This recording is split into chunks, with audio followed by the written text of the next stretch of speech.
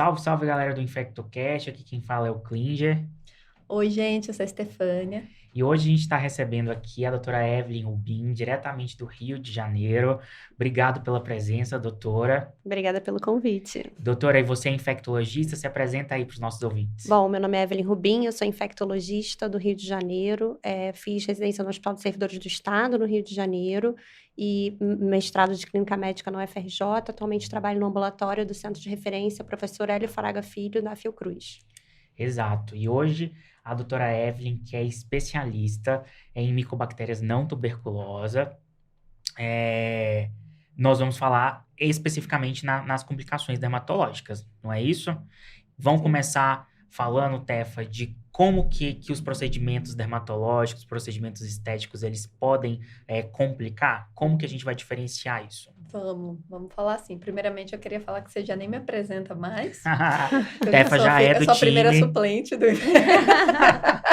Se alguém Nossa ficar doente, consultora eu que para venho. infecções ortopédicas de pele e partes moles. Não, brincadeiras à parte, é uma honra estar aqui, como sempre. Ainda mais num tema tão importante que eu acho que a gente precisava dessa visibilidade. Eu queria agradecer vocês por conta disso. Eu e a Evelyn, a gente está se conhecendo hoje pessoalmente, mas a gente já se conhecia há bastante tempo por redes sociais, porque esse é um tema que tem gerado bastante angústia na gente. E a gente, como ela, especialista em micobactéria e eu, em infecção de pele e partes moles, a gente acabou pegando a pontinha do iceberg aí, mas a gente sabe que é um problema muito maior e que vai acabar indo para o consultório de todos vocês, infectos que nos assistem, até os não infectos. Né? Então, é um tema que a gente tem que falar, porque tem ainda é pouco falado, Exato. e a gente precisa trazer à luz isso. Então, exatamente, vamos falar aí das complicações dos procedimentos estéticos, dos procedimentos dermatológicos. Quem sou eu para falar de todas essas complicações? O pessoal da dermato estuda muito mais isso, porque é o objeto de trabalho deles, mas tem complicações infecciosas que a gente, como infectologista, tem que saber, porque vai acabar indo para o nosso consultório, e a gente vai ter que saber que, pelo menos, fazer esse primeiro atendimento dá um norte. Então, basicamente, qualquer um daqueles procedimentos que o pessoal da dermatologia e os não médicos também fazem, e isso é muito importante ressaltar, porque tem explodido aí casos e lugares que fazem sem as mínimas condições, né? Então, tem aumentado muito os casos de infecções após esses procedimentos. E a gente, como infecto, tem que saber reconhecer. Então, assim, eu tenho alguns dados da Sociedade Internacional de Cirurgia Plástica, e esses dados quem me passou foi até uma colega nossa, Marcele, que é lá do Recife, eu queria agradecer a ela também, mas são dados interessantes, então eles mostram que o Brasil é o segundo país, e isso eles estão vendo só em cirurgião plásticos, tá, gente? É o segundo país que mais faz esses procedimentos estéticos, e entre esses procedimentos, os preenchedores, e aí a gente está falando de ácido hialurônico e até os bioestimuladores, no Brasil, só em 2023, por cirurgião plástico, foram feitos, assim, um número quase que chegava a 1 milhão. E no mundo inteiro, isso chegava a mais ou menos uns 5 milhões. Tinha uma discrepância muito grande quando a gente vai no, por exemplo, PubMed ou procurar artigos sobre isso, e a gente coloca complicações de preenchedores cutâneos. Eu tenho até os dados aqui, a gente encontra, tipo, menos de 800 estudos, sabe? Então, assim, não bate a conta. Então, assim, não é estudado, não é falado e parece que é um pouco jogado para debaixo do tapete. Para gente, a hora que a gente tenta estudar, a gente não encontra literatura. Então, a gente falar disso, a gente estimular as pessoas a falarem, a relatarem os casos, é muito importante para a gente ir construindo essa literatura junto.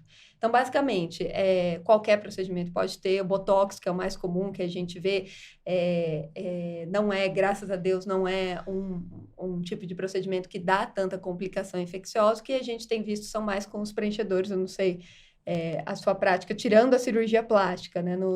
Assim, na minha vivência, o que mais tem tido são as enzimas Também. lipolíticas, né? Que são enzimas para diminuir gordura local. Elas têm a indicação delas, mas na bula delas, elas podem ser reaproveitadas em até tantas horas, desde que acondicionadas em refrigeração a tantos graus. Enfim, o que a gente sabe é que aquilo ali é manipulado diluído também, né? Então, especialmente nesses settings, nesses lugares que são de não médicos, né? Que não tem uma vigilância ou não tem um treinamento, a manipulação desse produto pode causar contaminação ali naquele produto como um todo, e aí outros pacientes vão ser contaminados, né? Então, na minha prática, de injetáveis, o que mais eu tenho realmente são essas enzimas lipolíticas, e o procedimento mais grave que eu tenho recebido é a lipoaspiração de papada feita por não médico em local fora de ambiente hospitalar. Então, são pessoas que não passaram por nenhum tipo de pré-operatório, muitas vezes não tem nenhum tipo de sedação, eles usam diazepam mesmo para a pessoa dormir ali na mesa, não tem anestesista. Já ouvi relatos de que existem serviços que têm anestesistas, tá? Mas a maior parte, pelo menos que eu conheço, não tem. E a gente sabe que o pescoço é uma região hipernobre, né? Qualquer lesão ali pode ser muito grave, inclusive fatal. E também a técnica utilizada, né? Então, uma cânula no pescoço, e a gente sabe que tem toda essa situação da esterilização da cânula. Como é que isso é feito fora de um ambiente hospitalar? Lembrando que no ambiente hospitalar a gente tem uma CME, que é um centro de esterilização de material. Já é super complexo, que já é né? complexo, que tem um enfermeiro responsável, especialista, que tem, né, uma vigilância dentro do hospital. E aí, quando a gente tira desse cenário, a gente simplesmente não sabe o que pode estar acontecendo, né? Em termos de infecção, não só de micobactérias, né? Mas a gente sabe que tem outras infecções que talvez não sejam nem relatadas ou suspeitadas. Exatamente. A gente sabe que tem hepatite B, por exemplo, Sim. né? Outros germes, enfim. É um cenário muito assustador. E esse procedimento, especificamente a lipoaspiração de papada, dos meus pacientes que eu acompanho, são as complicações mais graves, tanto infecciosas quanto não infecciosas. A gente vê, de vez em quando, aí relatos de morte, né? Da minha Na experiência mídia. é mais o preenchedor, mas também não é uma experiência super vasta, né? Mas é aquilo que a gente estava conversando. Às vezes a gente não consegue nem identificar qual que é o tipo de material, Exato. né? O que é que as pessoas estão se injetando? Porque hoje em dia você consegue, a aquisição desses materiais é tão fácil na internet. Tem aí umas canetas que as pessoas compram e se aplicam, que vem até PMMA dentro dessas canetas auto-injetáveis. Então, assim, é uma gama de substâncias que a gente não está conseguindo estudar e saber direito, porque cada uma vai ter uma particularidade que pode ter associado um patógeno ali, né, que se relacione mais com a particularidade daquela substância e a gente não sabe. Mas, assim, a gente, na minha prática, o que a gente conseguiu identificar era ou o PMMA, né, que ainda existe, é um tipo de preenchedor permanente, né, que as pessoas ainda usam, por mais que a Anvisa não oriente e não compactue com o uso para procedimentos estéticos, exceto no contexto de tratamento da lipodistrofia pelo HIV, né. A Sociedade Brasileira de Dermatologia também, vamos dizer assim, abomina o uso do PMMA para procedimentos estéticos, mas a gente sabe que ele é, sim, usado. A própria Sociedade Brasileira de Cirurgia Plástica, recentemente, também não recomenda oficialmente o uso do PMMA para preenchimento de áreas não corporais, na verdade, né? Porque pela Anvisa o que ele tem de liberação é para a lipodistrofia do HIV ou para deformidade permanente, tipo uma cirurgia, uma queimadura, algo para reconstrução, né? A cirurgia reconstrutora. Porque ele é permanente, exato, né? Não exato. vai ser E a gente sabe que eles extrapolam essa indicação e não está sendo usado com essas finalidades, né? Então, o uso está fora da recomendação da Anvisa, na verdade. E daí temos aqueles preenchedores não permanentes, que é o que está a grande febre, que é o ácido hialurônico, né? E aí estão diversos tipos de ácido hialurônico. Acho que a gente precisaria chamar um dermato para explicar para a gente todas as particularidades, que eu não dou conta de estudar tudo isso. Mas que realmente eu tenho visto infecções tanto assim, piogênicas, né, pelos patógenos mais comuns que a gente vê das infecções de pele e partes moles, mas aí também a grande surpresa e o grande desespero quando eu comecei a me deparar com infecções por micobactérias não tuberculosas.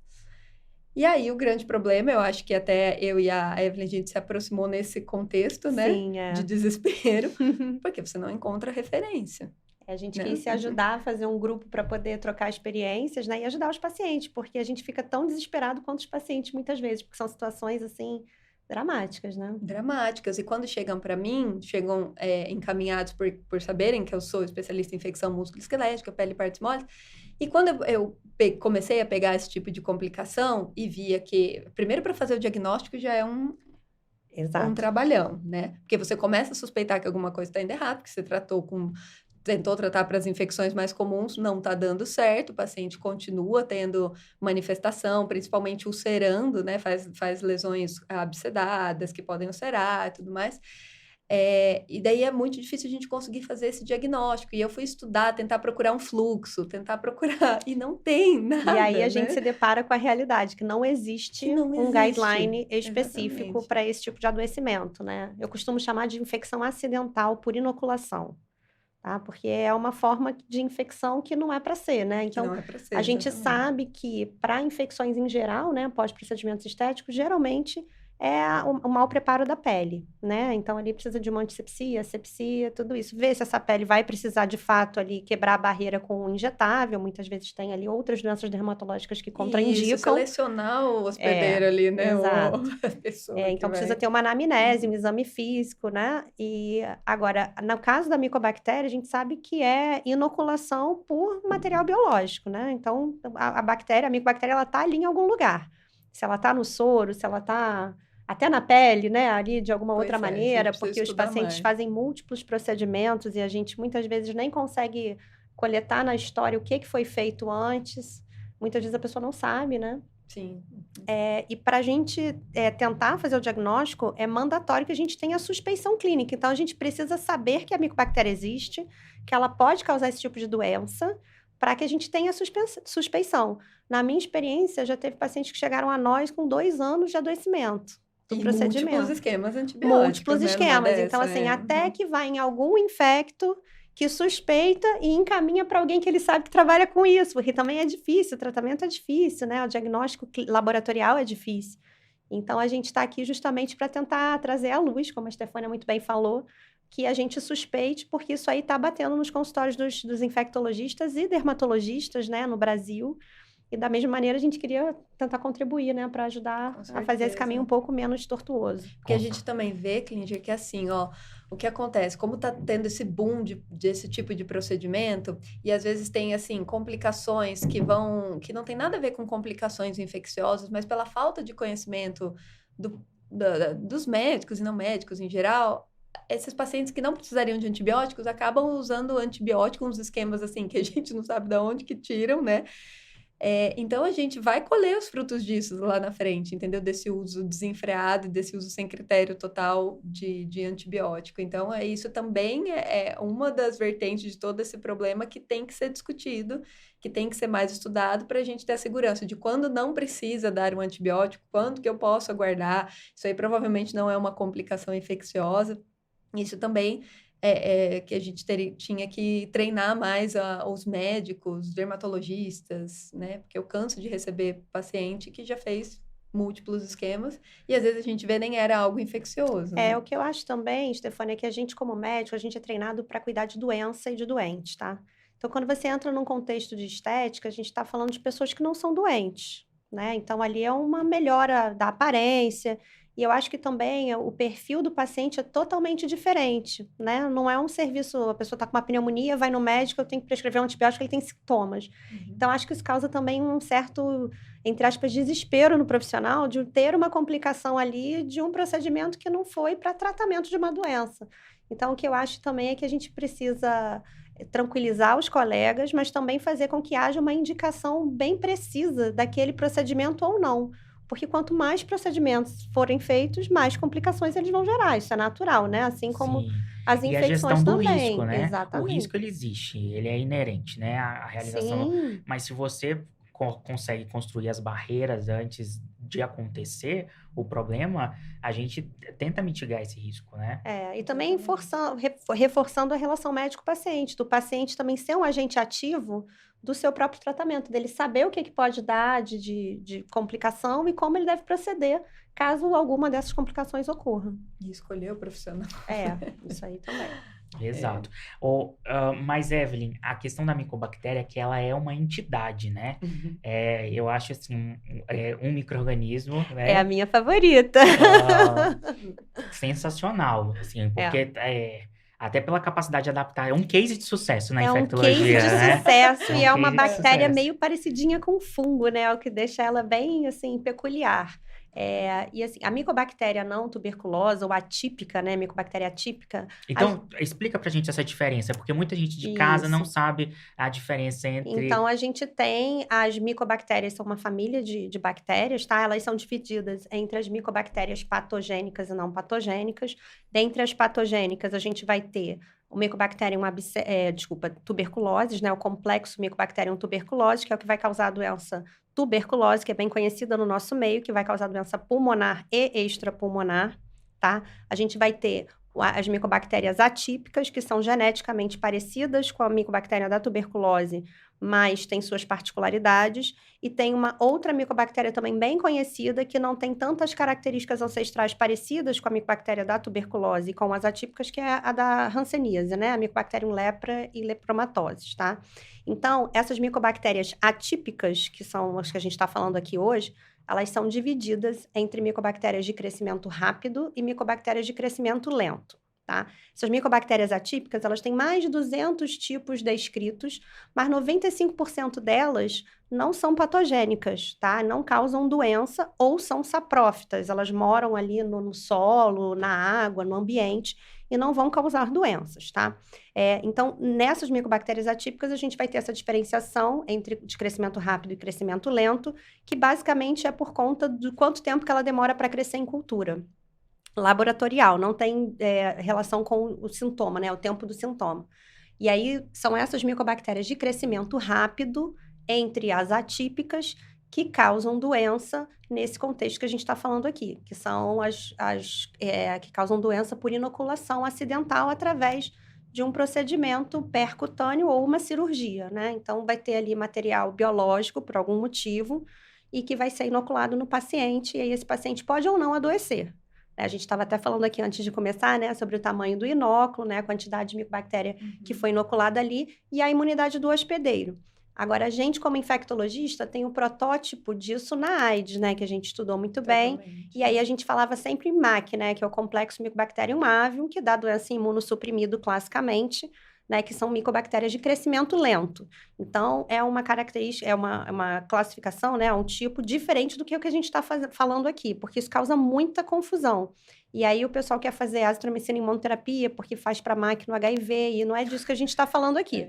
A gente está falando das micobactérias de crescimento rápido, e dentre elas tem uma que assombra todos, que é o Mycobacterium abscessus, subespécie abscessus, e aqui eu vou parafrasear a nossa grande doutora Margaret Dahl, como isso é uma frase dela, e ela fala que o Mycobacterium abscessus é o Mycobacterium tuberculosis do século XXI, porque a gente ainda sabe muito pouco sobre isso. É um germe que se adapta muito bem e que tem algumas facetas de ficar mais virulento ou menos virulento, de se adaptar de acordo com o hospedeiro e com o meio, que a gente ainda sabe muito pouco.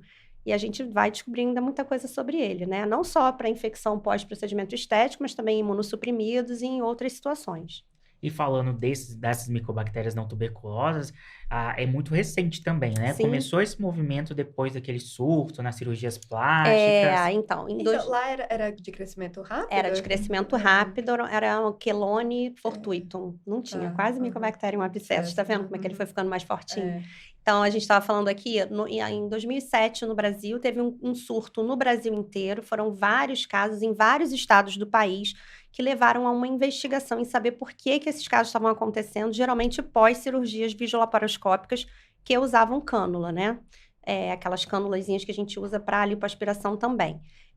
E aí até a doutora Margaret Dalcomo participou dessa investigação e tal, e eles viram que foi por conta da esterilização das cânulas, que antes era feito com glutaraldeído, e agora passa a ser autoclave por uma temperatura mais alta do que o habitual, por um tempo maior, exatamente porque você tem como se fosse um canudinho, né? Então, você precisa fazer uma boa esterilização mecânica, né? Limpar bem, porque se tiver ainda algum resquício de material biológico, ainda que você autoclave, que você passe algum produto, fica ali naquela parte interna, né? Então, depois disso, toda essa parte de esterilização de cânula foi modificada em todo o Brasil. E a gente, eventualmente, tinha um caso ou outro, né, em cirurgia, só que depois da pandemia, com essa difusão absurda de procedimentos estéticos, especialmente usando mídias sociais, sem muita regulamentação, a gente sabe que as mídias sociais hoje no Brasil, as redes sociais não são regulamentadas, né, Então, infelizmente, as pessoas colocam ali informações que não são verídicas, prometendo resultados maravilhosos, fotos de antes e depois que a gente sabe que não são verdade, né? Eles preparam as fotos, etc. E as pessoas começaram a fazer muitos procedimentos com qualquer tipo de profissional que, na maior parte das vezes, não tem formação para fazer esse tipo de procedimento, exatamente por todos os fatores que a gente falou aqui. Tem seguidor no Instagram, mas não Tem seguidor no Instagram, às vezes é até comprado, né? Exatamente. Enfim, porque você precisa ter um preparo da pele, e aí você vai ter toda aquela antisepsia e asepsia, não só da pele, como do ambiente, como das mãos do profissional que vai É o executar. básico que a gente aprende na medicina, né? E às vezes Você até... passou por um curso de medicina, você teve Exato. isso, de como lavar as mãos, como você preparar a pele do paciente. E como você diluir produtos, e como que isso tudo é caro. Então, você vai diluir, às vezes, um frasco, que você não vai utilizar tudo naquele procedimento. A gente sabe que muitas vezes aquilo é reaproveitado. Uma coisa que eu sempre falo, e eu aprendi com as minhas amigas dermatos, é que o soro fisiológico, muitos blisters que são comprados em farmácia normal como soro fisiológico estéril, na verdade não é estéril. Né? Então, a gente tem aí alguns relatos na literatura fora do Brasil de surtos. Inclusive, o CDC liberou, acho que em abril desse ano, um surto de botulismo, de uma toxina botulínica que foi comprada no Paraguai, que alguém levou para lá, que não tinha registro no FDA. Acho que foram 13 pacientes que até foram para UTI com botulismo grave por conta de um botox falsificado. E no Brasil não tem nenhum tipo de controle, né? O pessoal compra no Mercado Livre e aplica. Então, assim... E às vezes eles têm esse imaginário do ganho rápido, né? Porque você paga aí 5, 10 mil reais num curso, mas que na semana que vem ele já tá fazendo botox na família inteira, ganhando dinheiro. Isso. Então, tá uma coisa meio desgovernada mesmo. Eu acho que é um pouco também por conta desse imediatismo de tudo que a gente vive hoje em dia, né? Ninguém quer passar por uma faculdade, fazer tudo aquilo, todo aquele processo até chegar a um resultado que é demorado, mas é responsável, e a gente sabe que a gente está lidando com vidas, né? E esses cursos aí, principalmente tem até curso de Instagram, recentemente teve até um problema com fenol, né? Um peeling de fenol, que uma pessoa faleceu e era uma pessoa que não tinha nenhuma qualificação, fez um curso online, nem era da área da saúde, aplicava fenol. Clínica em dois tinha estados, clínica, né? manipulava os produtos na própria clínica, sem nota fiscal de nada, quer dizer, precisou uma pessoa falecer, entendeu? Então, é o que eu sempre falo para os meus pacientes. Procurem médicos, não basta ser médico, tem que ter um RQE. E aí as pessoas criticam, mas na verdade é a única garantia que você tem de que é um especialista que passou por todo o crivo necessário de técnica para poder ser habilitado a lidar com o procedimento. Porque não é só performar o procedimento, é você estar apto a lidar com as complicações, que em alguns casos, sim, podem ser fatais, né? Infelizmente. Exato. E Evelyn, como que vai ser a apresentação? Como suspeitar desses casos, dessas complicações infecciosas? Aí eu vou passar para a Tefa para ela falar sobre aquela coisa da temporalidade, né, Tefa? De você pensar o tempo do procedimento, como que se dá esse surgimento dessas infecções? Então, aquelas imediatas até 24 horas, a gente não vai primeiramente pensar num processo infeccioso, né? Nem daria tempo ainda de você formar isso. Então, você vai ter complicações como angedema, o rash cutâneo, você pode ter até aí acidente vascular, né? Oclusão vascular, que pode acontecer no contexto de você aplicar no local errado ou o produto mobilizar. Mas o que a gente vê é que, infelizmente, nessas primeiras 24 horas, já se tem alguma manifestação, se tem ali qualquer calor, rubor, eritema, já começa o antibiótico e sempre tem uma macrolídeo no meio, né, desses esquemas. Sempre tem uma claritromicina ali no meio, que eu não entendo muito bem para quê, mas eu acho importante a gente ressaltar isso, que nesse primeiro momento a gente não vai pensar numa complicação infecciosa nessas primeiras 24 horas, né? E daí, depois de 24 horas, até mais ou menos 4 semanas, isso que a gente está falando não é muito bem definido, tá? Aliás, não tem nenhum guideline, alguma coisa assim, que coloque essa temporalidade. Isso, assim, estudos... aqui tem o pessoal do Rio de Janeiro, que estuda bastante isso, de dermatologista, e eles fazem essa classificação dessas complicações após procedimentos nessa questão dessa linearidade. E aí, depois, a gente acaba usando isso porque é o que a gente tem no momento. Então, daí de 24 a até 4 semanas, mais ou menos, aí a gente vai ter aquelas complicações que a gente pode definir como inflamatórias e não inflamatórias, né? Dentro dessas inflamatórias, a gente pode, sim, daí ter os germes piogênicos, que a gente está mais comumente acostumado já a ver, causando infecção de pele e partes moles, que a gente vê Staphylococcus aureus, ou os próprios Streptopiógenes. E aí, depois disso, até nesse contexto, até 4 semanas, a gente também já poderia ter alguma manifestação de micobactéria. Menos de né? 3 semanas é difícil, tá? Mas eu já tive casos com 2 semanas, porque aí a gente vai entrar naquela tríade, né? Um inóculo muito grande. Exato. Mas aí a gente vai excluir outras causas e geralmente o que chega pra gente não é a pessoa que suspeitou imediatamente de uma micobactéria. Ela tratou as infecções mais comuns, porque infecção por micobactéria não é e não deve ser uma infecção comum, né? Fez lá seus esquemas antimicrobianos para estáfilo, para estresse. Não, o que a gente estava falando, né? Fez a cefalexina, fez o clavulin, fez cipriclinda. Mas quase ninguém faz Bactrim. Pois é. Alguns, quase ninguém faz Bactrim. Enfim, e aí ela vem para a gente já com uma característica importante de que fez vários esquemas e que não tiveram sucesso e normalmente uma secreção purulenta, volumosa. Então, não é aquele puizinho, não é aquela espinhazinha com uma cabecinha amarela, né? É pus de verdade. E isso daí tanto em procedimento percutâneo, dermatológico, quanto em cirurgia plástica. Então, cirurgia plástica também, você vai ver lá a mama, geralmente mama, né?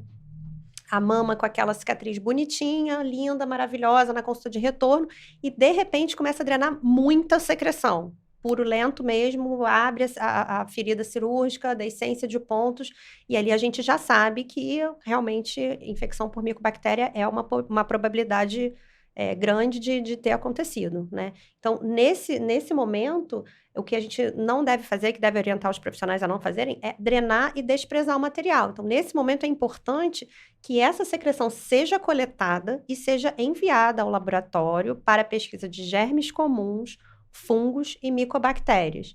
E o que eu sempre gosto aqui de falar bastante é que não serve suave, tá, gente? Pelo amor de Deus. Apesar de que em alguma literatura do passado alguém já leu que suave pode ser feito para micobactéria, seriam situações assim muito específicas e mesmo assim suaves seriados, mas um suave só dificilmente ou quase nunca vai fazer diagnóstico de micobactéria. Então, eu oriento a coletar realmente num potinho, né, estéreo de urina mesmo, com toda a antisepsia, né? Você coleta ali o material com um pouquinho de soro fisiológico e já encaminha para o laboratório, preferencialmente no gelo, né? Pelo transporte, o mais rápido possível. É aquela coisa, Clíndia, a gente como infecta, a gente tem que buscar pelo diagnóstico, a gente quer achar o bicho, né? Se você tá vendo que o negócio não tá andando com os tratamentos mais comuns que você fez, a gente tem que parar de ficar dando, né? Vai tentando esquemas mirabolantes, para a gente também ter um uso racional, consciente e tentar priorizar o diagnóstico. Então, a gente tem que ir atrás do bicho.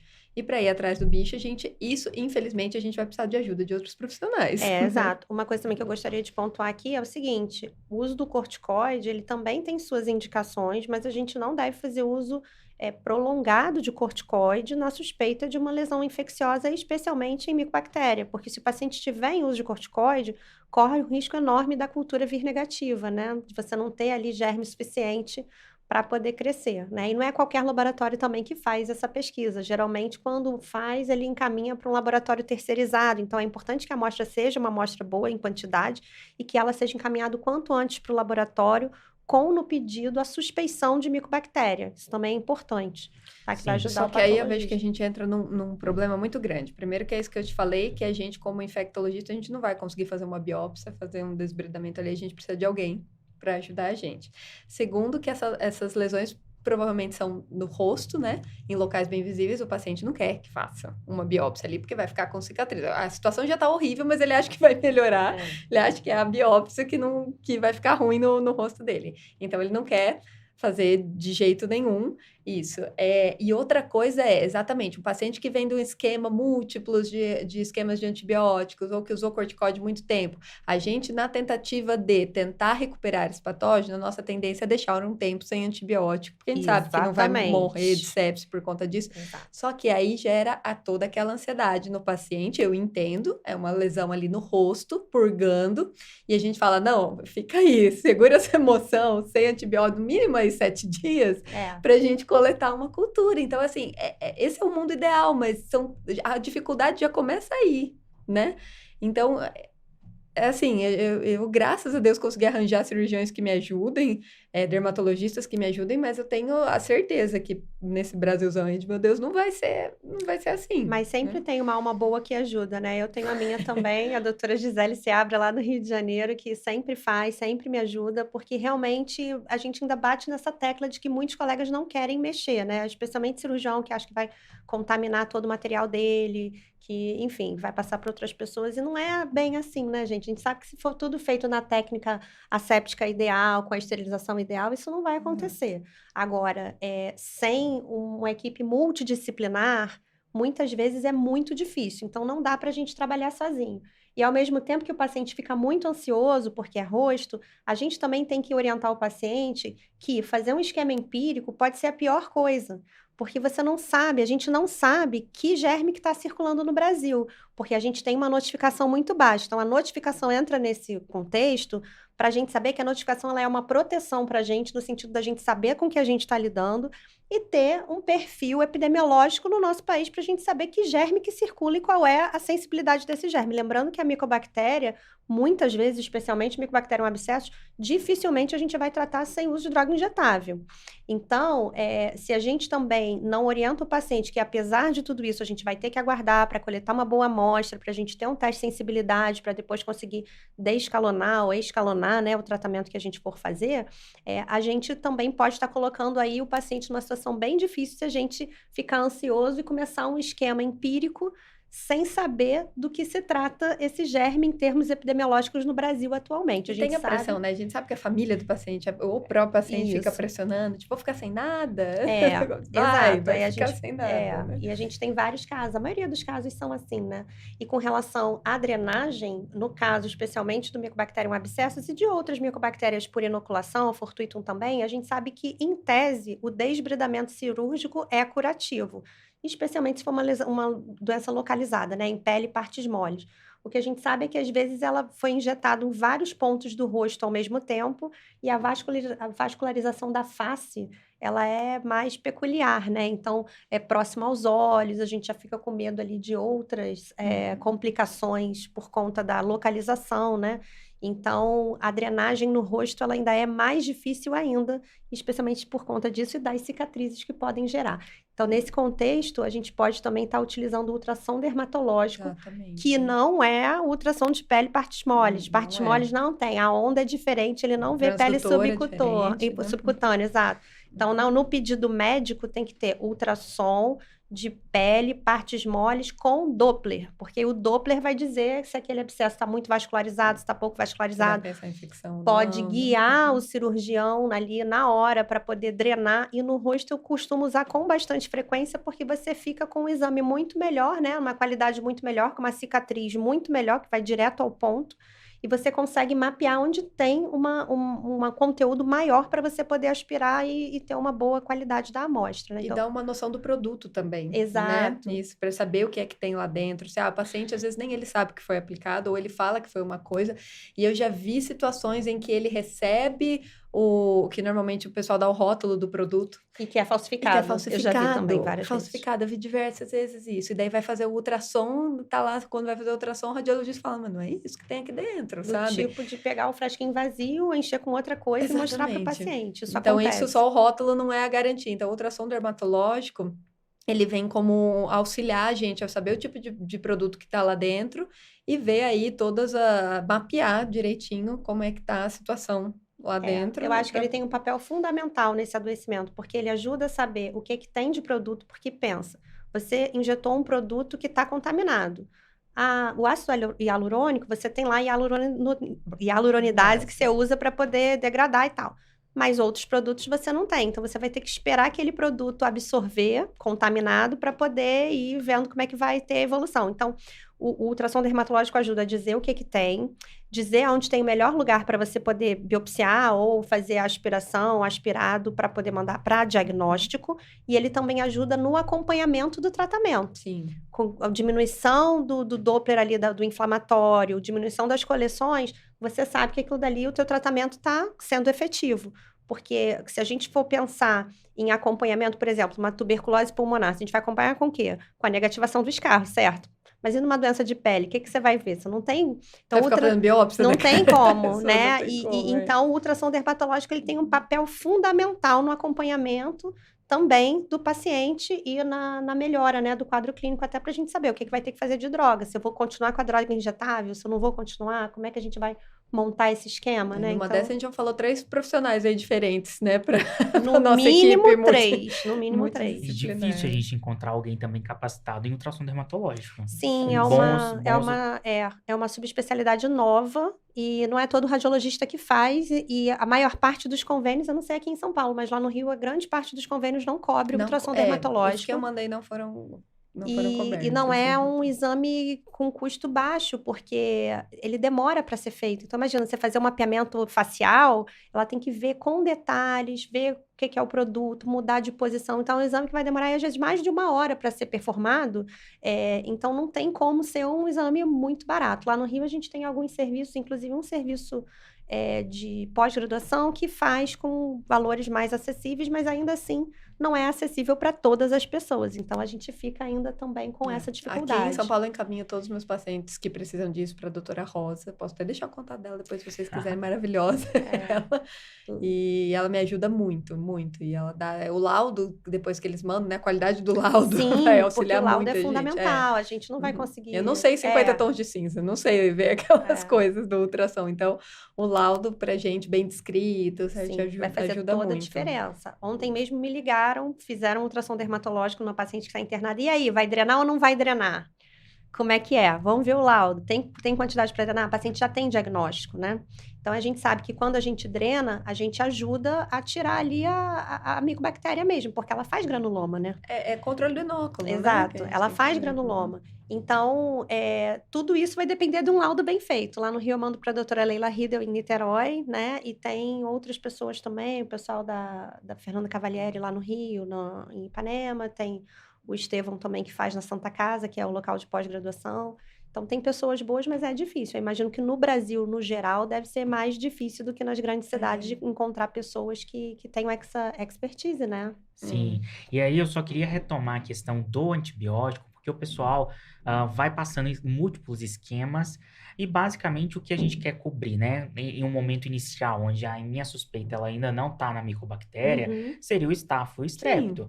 Então, não melhorou com cefalexina, não melhorou com amoxicilina, com clavulin, a possibilidade é de ser um Camarsa, né? Um Staphylo resistente de comunidade, mas e aí você pode até fazer um tratamento empírico ali com alguma cobertura, mas passou disso, gente, já tem que pensar... 2 esquemas ali que não deu muito certo. E 7 dias, né, Tefa? Assim, já seria o suficiente.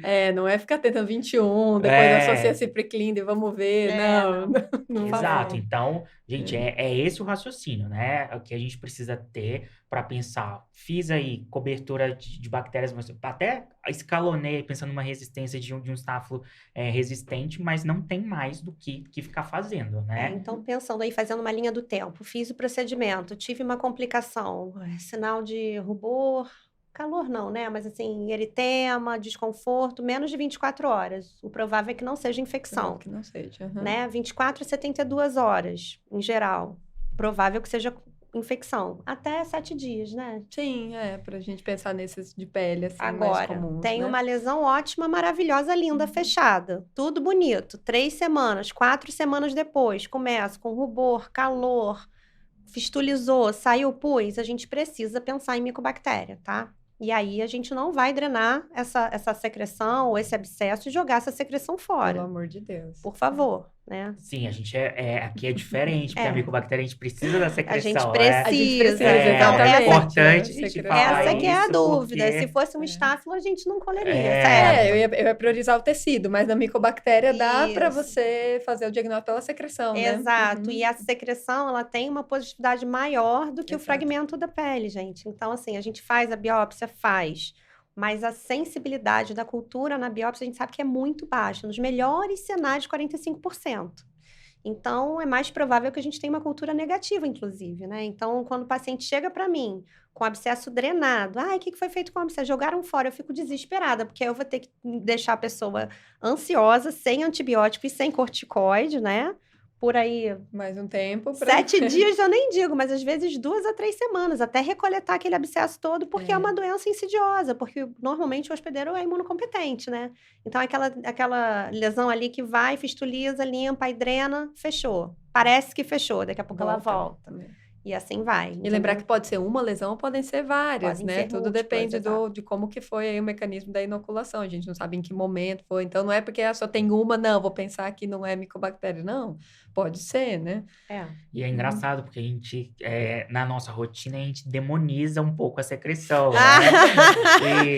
E tal, mas o se você suave da falou secreção, né? que não pode, mas aqui Gente, precisa. aqui é Mas uma agora a gente situação- está provando Uma situação diferente. essa situação é diferente. É por isso que a gente sempre precisa contextualizar. É o que a gente estava Sim. falando, não é receita de bolo. O tratamento ele é individualizado sempre, para qualquer doença, né? Mas no caso da micobactéria, sem a gente saber qual é a epidemiologia que a gente está tendo no Brasil, não tem um guideline específico de tratamento. Dessa maneira, precisa ser mais individualizado ainda. Então, anamnese, exame físico, que tipo de produto foi injetado. No caso aí dos dermatologistas hoje, com tantas pessoas fazendo procedimentos com não médicos, e a gente realmente não sabe o que as pessoas fazem, eu sempre recomendo que se faça também, de rotina, um mapeamento facial ali no paciente, antes de manipular aquela pele, né, ou glúteo, ou o que for, porque muitas vezes o paciente acha que fez, sei lá, um ácido hialurônico e não foi PMMA, por exemplo. Sim. E aí, infectar micobactéria em cima de PMMA, imagina que tragédia, né? Porque realmente é o que tem acontecido. Palhação, né? Não, mas assim, eu tenho recebido casos do Brasil inteiro, casos de Goiânia, casos do Acre, casos de Santa Catarina. Então, assim, tá espalhado no Brasil. E ainda temos ainda no Brasil o turismo para cirurgia plástica nas regiões de fronteira, né? Então, o pessoal do norte, muita gente faz na Venezuela e volta infectado também. O pessoal ali do Mato Grosso, muita gente vai para o Paraguai, para a Bolívia e volta infectado também. Então, a gente não sabe por onde as pessoas estão andando. Então, tem que ter muito cuidado. E eu tive dificuldade não só em fazer o diagnóstico, tudo bem, descobri que era uma micobactéria não tuberculose, mas e aí, né? Para fazer esse diagnóstico da subespécie, foi difícil, e o teste de sensibilidade. Então, se você pudesse falar um pouquinho mais disso. Então, acho que é uma coisa que vale a pena a importante. gente mencionar, porque, por exemplo, em convênio, quando você faz o pedido, o exame ele só é cobrado quando aquele pedido é realizado. Então, quando você suspeita de micobactéria, normalmente você pede cultura para micobactéria. Aí eles vão fazer a cultura, vai dizer que é micobactéria não tuberculosa, quer dizer, não cresceu M. tuberculosis, tá? Aí ele vai encaminhar para a identificação da espécie. Geralmente, essa identificação da espécie é feita por testes de imunofenotipagem, né? Teste PCR. Aí você vai precisar, eles vão ligar para o médico, faz um novo pedido para identificação da espécie. Se você mandar tudo junto, não vai adiantar, você vai ter que mandar um outro depois.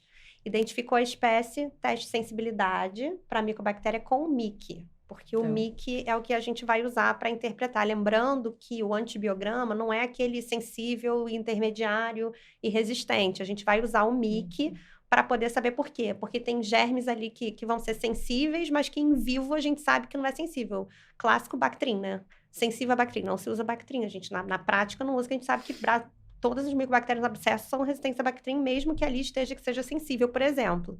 E existem outras drogas de segunda linha que a gente pode usar mão em situações especiais, mas aí realmente vai ser a pessoa, o especialista que tem mais manejo com aquilo dali, baseado na experiência pessoal, exatamente porque a gente não tem um guideline para tratamento desses germes nesses contextos fora de pulmão. A gente tem guideline no Brasil, mas é para pulmonar especificamente, que é baseado no guideline do ATS, né? Que é a Sociedade Americana de Cirurgia Torácica. E não é todo lugar que faz teste de sensibilidade. Não. Né? Esse que é o grande problema. Não. Porque daí você está dependendo disso para começar o esquema, né? E você fica numa enrolação, numa demora que vai gerando ansiedade em todo mundo. E demora no mínimo uns 2, 3 meses para sair. Pois você imagina você falar para o paciente que ele vai ficar lá esperando isso. Mas em contrapartida, o que eu oriento é o seguinte, como é uma coisa assim mais nova, que a gente não sabe exatamente que cepa que está circulando, a gente tem visto sim muito Mycobacterium abscessus resistente a tudo, que o paciente tem que internar, fazer droga de amplo espectro em associação internado. Então eu oriento que a gente tenha essa parcimônia no início, que pelo menos colha a cultura, tá? E que inicie o tratamento sabendo que é uma Mycobacteria não tuberculose. Então vamos dizer que a gente está num setting que a gente não tenha todo esse arcabouço laboratorial disponível. O que eu faço? Em todo lugar tem baciloscopia, não tem? Baciloscopia da Paleodine também, então, né? Aí a gente faz baciloscopia da secreção, quando a gente tem a secreção, tá? Porque na pele pode fazer, mas a sensibilidade é bem mais baixa. Aí você pega a secreção, o pus mesmo da ferida, faz a baciloscopia e o teste rápido molecular para MTB, que é o Dinexpert. O Dinexpert então, no fragmento, exato, né? Ou na secreção. Na secreção dá também. Na secreção ele é até mais positivo do que no fragmento. E aí, se você tiver baciloscopia positiva, com teste rápido molecular negativo, não detectável, você já sabe que é uma Mycobacteria não tuberculosa. Isso. E você já sabe que é de crescimento rápido. Então, dali, você já tem um norte para começar. Porque a gente tem que lembrar que o tratamento é extremamente tóxico. São, no mínimo, 3 drogas, com talvez uma droga injetável, entendeu? Então, você não vai submeter o paciente a um tratamento desse, que também é de alto custo, né? Sem você saber o que pode estar ocorrendo ali. Porque se esse tratamento falhar, você fica totalmente no escuro para poder lidar com esse desfecho desfavorável, né? E sempre tentar desbridar ali a lesão, né? Com um cirurgião dermatológico amigo seu. Seja amigo de um cirurgião dermatológico raiz. É que às vezes isso vai segurando enquanto não consegue fazer o tratamento, né? Você vai fazer o desbridamento. Aquele que vai desbridar ali na raça para ajudar mesmo. o paciente, porque muitas vezes a gente não vai ter. O paciente não tem plano de saúde, no SUS é complicado, né? Da gente conseguir. E tem isso também, clínica. Quem vai arcar com essas medicações? Né? Isso ainda não se sabe, né? Ainda está em discussão. A gente sabe que existe essa medicação pelo SUS, mas essa medicação ela é através do programa de tuberculose multiresistente, né? Então, cada vez que uma pessoa trata no SUS, ela está recebendo um medicamento que não é para esse fim, né? E aí a gente ainda está em discussão aí nos estados, no Ministério da Saúde, para saber quem que vai pagar essa conta, porque a conta é cara. E muitas vezes a gente até tem que internar para fazer drogas como tigecyclina, imipenem, por exemplo, linezolida, venosa, que são drogas de altíssimo custo. Então, o que a gente vê também, eu acho que também deve ser a experiência de vocês, é que quem procura o SUS são as pessoas que fazem, de fato, com não médicos aí, em situações que a gente não sabe qual é, e quem tem boas condições financeiras vai contratar os melhores especialistas e vai ter um convênio que custeia essa medicação. Infelizmente, na prática, a gente vê que é isso que acontece, né? E eu acho que daí também o baixo número de notificações, né? Exato, isso é o principal que a gente quer reforçar aqui hoje nesse episódio, né? O nosso objetivo é falar sobre a importância da notificação, tanto para o paciente quanto para o cenário epidemiológico, quanto para o cirurgião que está fazendo lá a cirurgia dele e como é que tá, onde que estava essa micobactéria? Estava no material dele? Foi alguém com uma mão contaminada que não lavou direito? Foi algum soro, algum diluente, alguma coisa que utilizou? Então, se a gente não mapear isso através da notificação, o Ministério da Saúde não vai ter uma ideia real do que está ocorrendo, a gente não consegue fazer um planejamento em saúde para saber quantos casos são, fazer uma projeção para os próximos anos, fazer uma balização legal melhor de quem é que pode fazer esses procedimentos, porque é o que a gente falou, não é só performar o procedimento.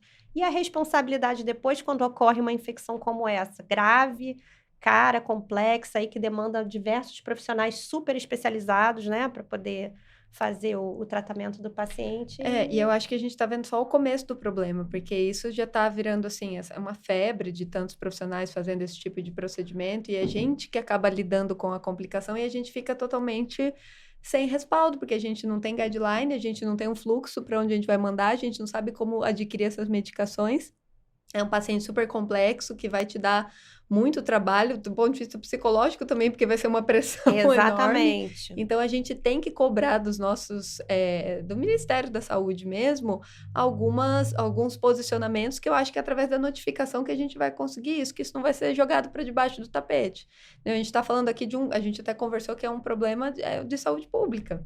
Isso, que tem que ser chamado a atenção. E a própria vigilância desses locais, né? Exato, mas Exato. assim, a minha impressão é que a vigilância sanitária não tem um fluxograma para esse tipo de problema especificamente, né? E aqui eu vou falar da situação dessa paciente que está lá no Rio de Janeiro, que eu tenho acompanhado, que é uma pessoa que fez uma lipoaspiração de papada com um profissional não médico, e ao mesmo tempo a profissional aspirou a gordura, colocou a gordura numa centrífuga, centrifugou aquela gordura e injetou, fez...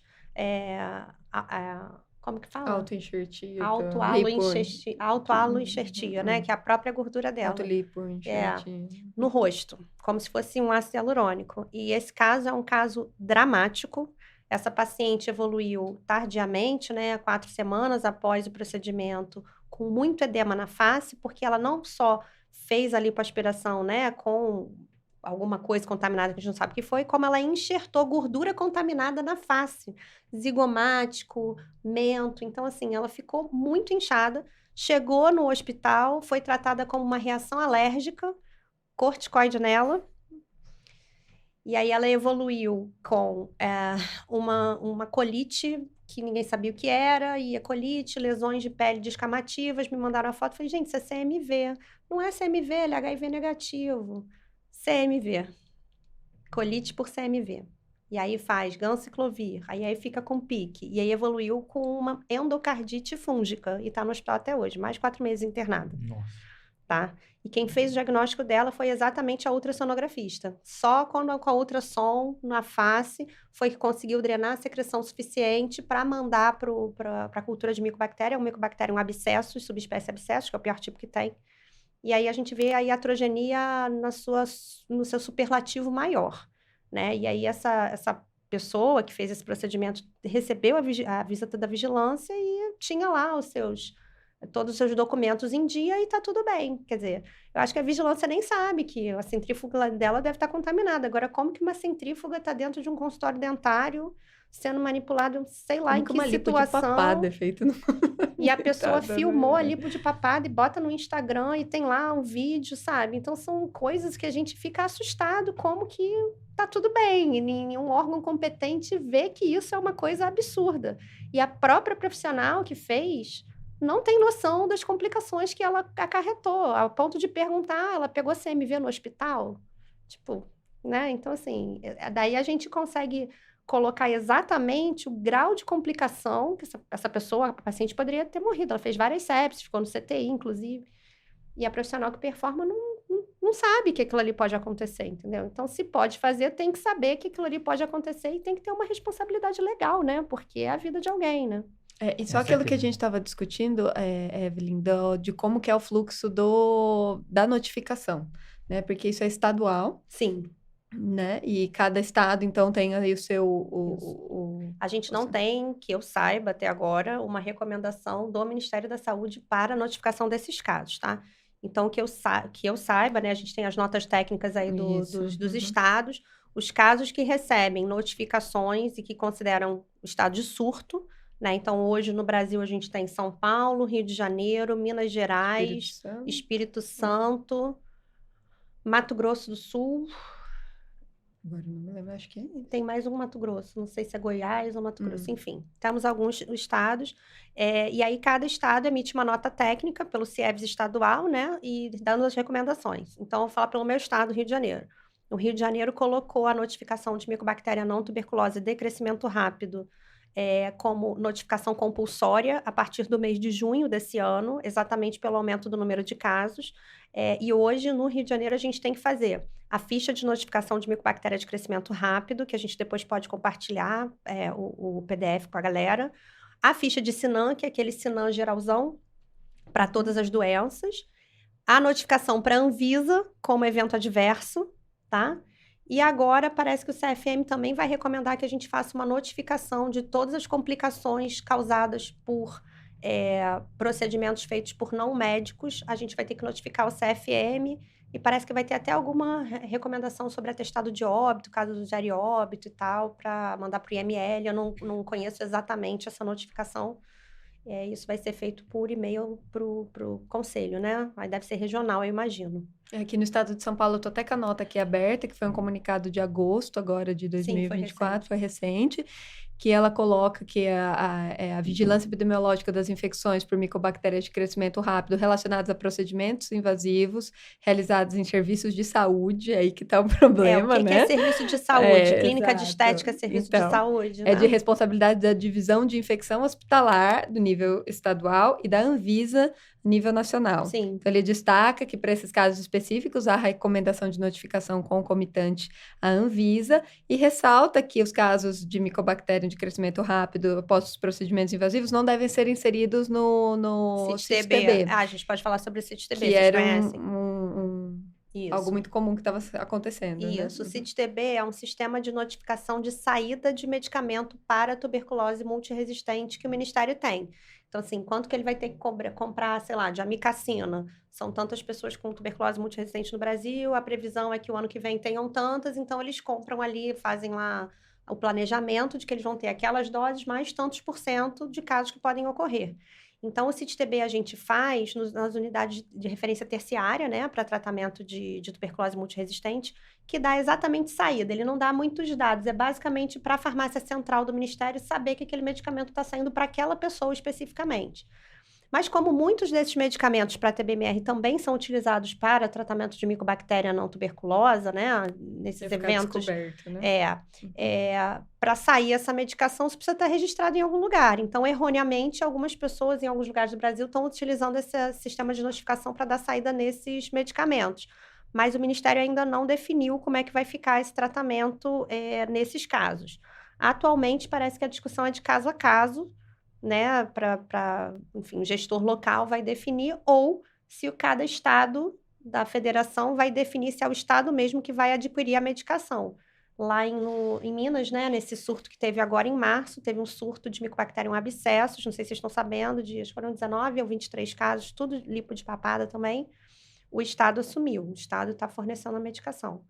Mas aí eu não sei exatamente como é que ficou esse fluxo, porque tem medicações que são intramusculares, enfim, e aí como que faz isso, esse controle? Problemão, né? É um problemão. Quanto mais você mexe, mais problema você acha. Complexo. Ô, Evelyn, e pra gente finalizar, nada de levo e Ai, claritro. para. Gente, levo e claritro, levo e Bactrim, por favor, não. Só pra gente falar um pouquinho sobre o tratamento, todo mundo quer saber, né? Então, geralmente, a gente vai fazer o quê? Vai fazer uma quinolona, né? Então, se a gente usar o levo numa dose desnecessária ou muito baixa, a gente pode estar induzindo resistência à quinolona, que é uma classe que a gente vai usar para compor o esquema. Geralmente, a gente usa moxifloxacino, que é o Avalox, tá? Então, o esquema normalmente é composto como?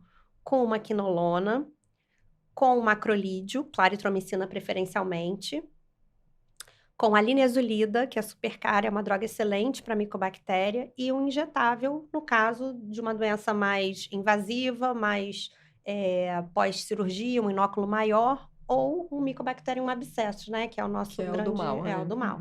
E aí, essa droga injetável, normalmente a gente faz a amicacina, né? Que a gente tem bastante experiência, e não é a amicacina todos os dias, é 3 vezes por semana. Lembrando que para usar a amicacina, termo de consentimento do paciente, a gente tem que fazer uma audiometria antes, durante e depois do tratamento, porque a gente sabe que é bem ototóxica quando utilizada por período prolongado, né? Olha o gasto para o sistema de saúde que então, a gente assim, está falando. Não né? é uma brincadeira barata. Não. Então, é por isso que muitos pacientes acabam indo para o sistema público, porque mesmo que tenham um plano de saúde, ou mesmo que tenham alguma condição, não conseguem comprar. Linezolida, quanto custa? Uma caixinha com 10 comprimidos é R$1.600, né? E no Rio nem tem, a gente tem que encomendar aqui de São Paulo. Então, assim, imagina no Brasil. A linezolida pode ser via oral. Pode ser via oral. Igual, né? Mas existem casos, né, que a gente tem recebido de Mycobacterium abscessus resistente a tudo. Aí a gente sabe que na literatura tem que fazer tigesclina com imipenem por 6 semanas, dependendo, às vezes 12 semanas, internado. Aí são drogas que a gente não consegue fazer intramuscular, né? Nem uma vez por dia. Você tem que fazer 2 vezes por dia. Então, assim, normalmente é o que a gente utiliza. O tratamento, ele precisa ter, no mínimo 6 meses. Se você conseguir desbridar a lesão, né? Fazer desbridamento cirúrgico, você vai tratar no mínimo 6 meses, a depender aí da extensão da lesão. mas normalmente é de 12 a 18 meses, né? O abscesso, subespécie abscessos, tem indicação de ser mais 12 tempo, meses 12 no meses, né? mínimo, 12 meses no mínimo, com controle aí de que o foco foi sanado. Então, esse controle na pele, a gente vai fazer o quê? Ultrassom dermatológico. Se você não souber, não puder fazer ou não tiver condições de fazer, você vai acabar fazendo um tratamento mais prolongado, que é tóxico, né? Uma associação aí de no mínimo 3 drogas. Pois é, pelo amor de Deus. Então, quando a gente vai fazer levo sei lá, cláritro, você pode estar queimando as 2 drogas que são importantes para compor o esquema. E também tem casos que são mais leves, eu já tive, que a gente só desbrida ali, é um foco pequenininho e nem precisa fazer remédio, tá? A decisão de fazer ou não, muitas vezes vai ser pelo ultrassom dermatológico. Você acha que tá melhorando, mas vai lá, faz ultrassom e ainda tem um abscesso ali dentro. Aí você vai e faz. Então, vai ser bem individualizado. E quando que você começa empírico, que você não vai esperar a cultura, ou sempre você vai esperar a cultura? Eu nunca começo empírico. A não ser em situações de surto, né? Porque isso tem também descrito na literatura. Eu acho que até no surto de Minas foi assim. Alguns fizeram cultura, não cresceu, mas foram todos feitos no mesmo local, com as mesmas características e tudo mais, e aí eles começaram. Mas aí são situações também bem individuais, né? Não são... Pois é, a gente queria essas respostas também, né? De qual que é o esquema empírico, se poderia dizer, mas a gente não tem no que se embasar. Então, o que a gente sabe é que a melhor droga para que o pior é o Mycobacterium abscessus, tá? Então, resumindo aqui, o pior é o Mycobacterium abscessus. A melhor droga para tratar é a tigesclina venosa, com associação com linezolida, ou amicacina, ou imipenem, venoso, quando você tem que fazer a doença bem extensa, né, agressiva. A gente deve fazer a notificação para se proteger, para proteger o paciente, para se resguardar enquanto serviço de saúde, enquanto profissional de saúde. A gente deve orientar o nosso paciente sobre o tratamento, os riscos do tratamento prolongado. A gente deve orientar o nosso paciente a sempre priorizar a saúde, a não se deixar seduzir pelas redes sociais, a sempre procurar colegas para fazer procedimento que sejam profissionais dermatologistas ou cirurgiões plásticos com RQE, checar no conselho lá se o CRM está ativo, se tem o RQE, que a gente sabe de várias histórias que achavam que era médico, não era médico, era falso médico também, né? Ou pegou o CRM de médico que já morreu. Então. Eu acho que o principal é assim, que a gente pode resumir. Suspeite, né? Saiba quando suspeitar. Vá atrás do diagnóstico e feito o diagnóstico, notifique, pelo amor de Deus. Não jogue né? o conteúdo do abscesso fora, mande para a cultura de micobactéria. E só para completar, eu queria só mencionar aqui que a gente teve alguns casos que a cultura de micobactéria veio negativa e a micobactéria cresceu na cultura para fungo. Então, quando a gente for encaminhar esse material, não esquecer de pedir cultura para micobactéria, cultura para fungo e germes comuns. Só para fazer tudo bonitinho. Aquilo já é tão difícil, né? A gente conseguir alguém que faça ou que faça biópsia, que drene. Então, se você conseguir alguém para fazer isso, não despreze, peça tudo que dá ali para pedir, porque às vezes numa dessa. Isso, lembrando que o histopatológico vai no frasquinho com formol, lembrando que a cultura vai no frasquinho estéreo, que pode ser aquele frasquinho de urina, que é bom porque ele tem uma tampa larga, uma base larga para manipular, depois é bom. E a gente bota um pouquinho só de soro fisiológico estéreo. Isso eu ensinei todo mundo em outros episódios já. Isso, mas é sempre bom mencionar, porque às vezes tem algum colega cirurgião, né? E a gente às vezes vê que coletou, botou tudo no formal e nada foi... E a gente não comentou aqui também sobre o que o histopatológico, né? Quais são os tipos de granuloma. Não esperem granulomas caseosos, tá, galera? São vários tipos de granuloma. Granuloma de corpo estranho, granuloma de células gigantes, enfim. Vai depender aí da expertise do patologista que está descrevendo, tá? Então, o padrão ouro não é a cultura. O padrão ouro não é o histopatológico, na verdade, né? É a cultura para micobactéria ou até para fungo, se acontecer da micobactéria crescer na cultura de fungo que aconteceu e a gente não sabe exatamente por quê. Não, eu acho que é isso. Queria agradecer a sua presença aqui. Eu que agradeço, foi uma honra. Diretamente do Rio, Diretamente do Rio, a Tefa, que já é de casa já, né? E a gente vai voltar a esse tema. A gente não consegue esgotar tudo, né? Tem muita coisa para falar, mas vamos ter outras oportunidades aí. Muito obrigado.